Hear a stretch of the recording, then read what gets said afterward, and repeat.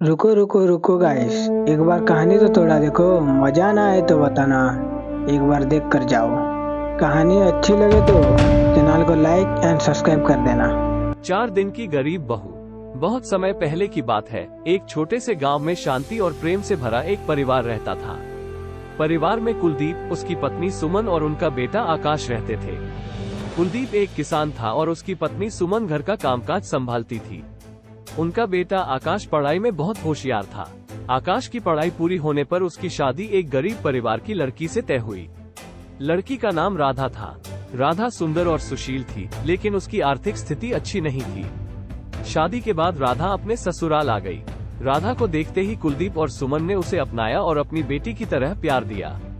लेकिन गांव के कुछ लोगों ने राधा की गरीबी का मजाक उड़ाना शुरू कर दिया। वे कहते, 4 दिन की मेहमान है, ज्यादा दिन नहीं टिकेगी। राधा इन बातों से दुखी हो जाती थी। राधा ने ठान लिया कि वो इन बातों का जवाब अपने कर्मों से देगी। उसने घर के कामों में दिलचस्पी ली और खेतों में भी कुलदीप की मदद करने लगी। उसने अपने हुनर और मेहनत से खेतों की उपज बढ़ा दी। कुछ समय बाद उनके खेतों में इतनी उपज होने लगी कि वे न सिर्फ अपनी जरूरतें पूरी कर पाते, बल्कि गांव के अन्य लोगों की मदद भी करने लगे। राधा की मेहनत और समर्पण को देखते हुए गांव के लोग उसकी प्रशंसा करने लगे। एक दिन गांव के मुखिया ने पूरे गांव के सामने राधा की तारीफ की और कहा, हम सबको राधा से सीख लेनी चाहिए। जो लोग उसे 4 दिन की मेहमान कह रहे थे, आज वे ही उसके गुण गा रहे हैं। इस प्रकार राधा ने अपनी मेहनत और समर्पण से यह साबित कर दिया कि किसी की हैसियत या आर्थिक स्थिति से उसकी योग्यता का अंदाजा नहीं लगाया जा सकता। असली मूल्य उसके कर्म और उसकी सच्ची निष्ठा में होता है। इस कहानी से हमें ये सीखने को मिलता है कि हमें किसी को उसकी आर्थिक स्थिति के आधार पर नहीं आंकना चाहिए। मेहनत, लगन और सच्चाई से हर मुश्किल को पार किया जा सकता है। एक बार की बात है, एक छोटे से गांव में एक दादा और उनकी पोती रहते थे। दादाजी का नाम रामू था और पोती का नाम गीता। रामू दादाजी बहुत ही समझदार और दयालु व्यक्ति थे। गीता उनकी बहुत प्यारी पोती थी और हमेशा उनके साथ समय बिताना पसंद करती थी। एक दिन गीता ने दादाजी से पूछा, दादाजी, हमें हमेशा सच बोलना क्यों चाहिए? रामू दादाजी ने मुस्कुराते हुए कहा, बेटी, मैं तुम्हें एक कहानी सुनाता हूँ। दादाजी ने कहानी शुरू की। एक समय की बात है, एक किसान था जिसका नाम मोहन था। मोहन के पास एक छोटा सा खेत था और वो बहुत मेहनत करता था।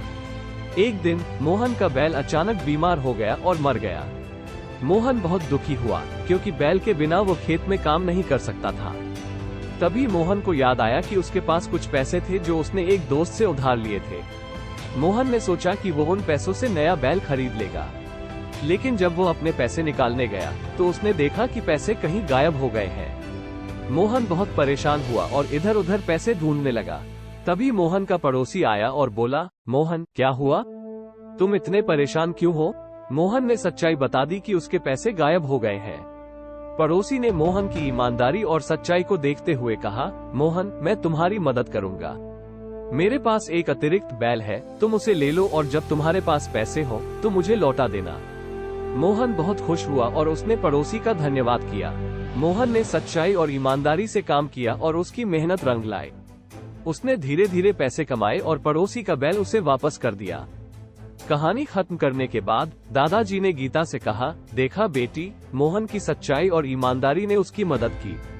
हमें भी हमेशा सच बोलना चाहिए और ईमानदार रहना चाहिए, क्योंकि सच्चाई की राह पर चलने वाले व्यक्ति की हमेशा जीत होती है। गीता ने दादाजी की बात ध्यान से सुनी और उनसे वादा किया कि वो हमेशा सच बोलेगी और ईमानदारी से काम करेगी। इस प्रकार गीता ने अपने दादाजी से एक महत्वपूर्ण शिक्षा प्राप्त की और दोनों खुशी खुशी अपने जीवन में आगे बढ़े। एक समय की बात है, एक छोटे से गांव में रामू नाम का एक मूर्तिकार रहता था। रामू बहुत ही कुशल और मेहनती था। उसकी बनाई हुई मूर्तियां इतनी सुंदर और जीवंत होती थी कि लोग दूर दूर से उसकी मूर्तियां खरीदने आते थे। एक दिन गांव के सरपंच ने रामू को बुलाया और कहा, रामू, गांव के मंदिर में भगवान की नई मूर्ति स्थापित करनी है। क्या तुम हमारे लिए एक सुंदर मूर्ति बना सकते हो? रामू ने खुशी खुशी इस काम को स्वीकार कर लिया और मंदिर के लिए एक शानदार मूर्ति बनाने में जुट गया। वो दिन रात मेहनत करता रहा और आखिरकार मूर्ति तैयार हो गई। जब मूर्ति का अनावरण किया गया तो सभी लोग उसकी सुंदरता से मंत्रमुग्ध हो गए। सरपंच ने रामू की तारीफ करते हुए कहा, रामू, तुम्हारी कला और मेहनत ने इस मंदिर को नई पहचान दी है। हम तुम्हारे आभारी हैं। रामू ने मुस्कुराते हुए कहा, यह मेरी खुशी है कि मैं भगवान की सेवा कर सका। लेकिन हमें याद रखना चाहिए कि सच्ची भक्ति केवल मूर्ति की पूजा में नहीं, बल्कि हमारे कर्मों में भी होनी चाहिए। हमें सच्चाई, ईमानदारी और दया के मार्ग पर चलना चाहिए। ये सुनकर गांव वालों ने रामू की बात को गंभीरता से लिया और उन्होंने अपने जीवन में सच्चाई और ईमानदारी को अपनाने का संकल्प लिया। इस प्रकार रामू की मूर्ति ने न केवल मंदिर की शोभा बढ़ाई, बल्कि लोगों के जीवन में भी सकारात्मक परिवर्तन लाया। इस कहानी से हमें ये सीखने को मिलता है कि सच्ची भक्ति और महानता हमारे कर्मों में निहित होती है। और भी कहानी देखना है तो साइड में क्लिक करो।